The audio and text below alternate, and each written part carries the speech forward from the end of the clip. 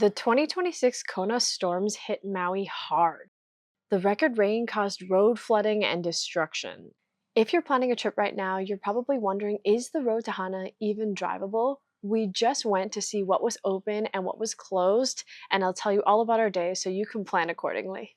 The road to Hana has 617 hairpin turns with 59 bridges, 46 which are one-lane bridges. When you're driving, be sure to yield to locals and let them pass. It will make for a more enjoyable day for everyone.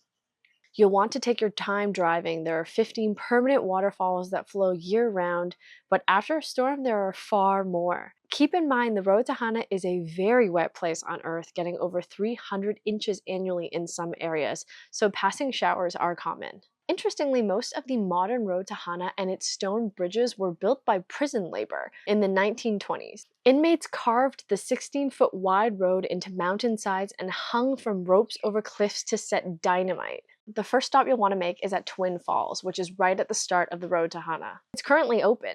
This is private land, so the parking is $10, and while they are open, I've heard you can't swim at the falls and that one of the falls is closed due to a dead animal.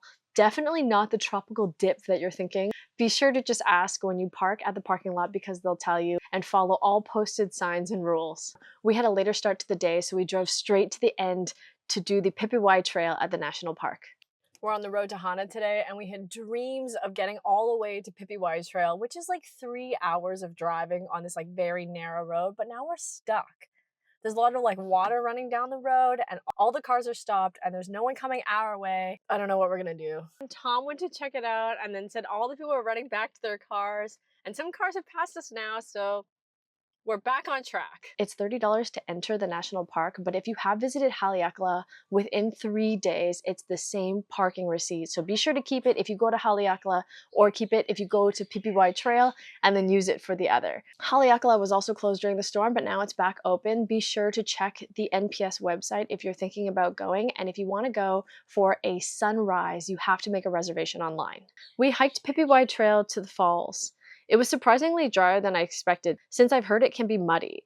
It took us 2 hours, including the smaller loop to Oheo Gulch, but plan for more time if you aren't used to hiking in the tropics. Don't forget to stop by the National Park office on your way in or out, because you can pick up a certificate that says I survived the road to Hana, and it's a free souvenir while you're there.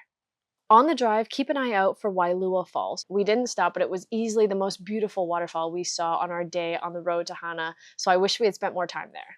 We wanted to check out a place called Venus Pools because we've seen it online and on some older posts. I wouldn't recommend it. There were tons of no trespassing signs, and most of it was fenced off, and a sign with warnings about leptospirosis. I give it a pass. After reading the reviews around safety at Venus Pools, I'm glad we skipped it. Stick to the state parks instead. But if you are on the road to Hana on Fridays, you'll be able to catch the Friday Farmers Market in Hana. During our visit, Black Sand Beach Waianapanapa State Park was closed. I have heard that it is reopened. You'll need a state park reservation, so book that online before you go. We have previously visited the Black Sand Beach, and it's beautiful. It's definitely worth a stop, so book that reservation. I really wanted to visit Kahanu Botanical Garden, and unfortunately that was also closed. As of today, April 2nd, it's still closed. There was extensive damage. We did chat with a worker when we were there, and he was saying that they're just still working through all of the damage, so please be patient, but check online to make sure they're open if you want to go. Also, the Hana lava tubes were also closed, but that is not because of the storm. They have ongoing archaeological work there. On the way back, the rain really started. We stopped at the Ke'ane Arboretum, which is free and features these incredible rainbow eucalyptus trees, plus a bamboo forest and Hawaiian tea plants. It's a quick, easy stop, and it was empty during our visit.